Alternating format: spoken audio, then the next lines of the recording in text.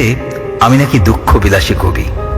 হয়তো তাই সত্য, দুঃখে যাদের জীবন গড়া তাদের আবার দুঃখ কি। আজ তোমাকে খুব বেশি মনে পড়ছে সেই দুরন্ত শৈশব। তোমার কি মনে আছে একদিন শিশির স্নাত বিকেলবেলা আমরা ট্রেন লাইন ধরে পাশাপাশি হাঁটছিলাম দুজন মুখোমুখি হওয়ার আশায়? সেদিন আমরা পারিনি। সেটা আসলে হয় না ডাক্তার।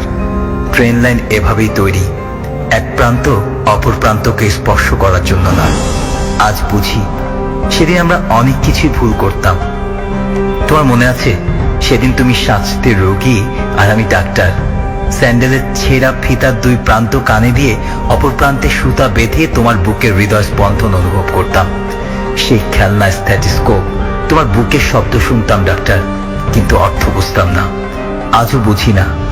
আজ তুমি সত্যি ডাক্তার সেজে সহস্র রোগীর হৃদয় স্পন্দন নিয়ে ব্যস্ত, আর আমি ব্যস্ত নিজের দেহের ক্যান্সার থেকে পড়া রক্ত মোছায়। শুনেছি চীনের রিয়াংসি নামক এক কবি কাঁদলে চোখ থেকে নাকি রক্ত ঝরত। তুমি বিশ্বাস করো, ইদানিং আমার চোখের জলও কেমন যেন রক্তাভ। তোমার বিশ্বাস না হয় এক ফোঁটা অশ্রু তোমার ল্যাবে নিয়ে পরীক্ষা করে দেখো। 1000 বছরে জমানো ব্যথার গুমরানো রক্তাক্ত ক্ষার তুমি পাবে।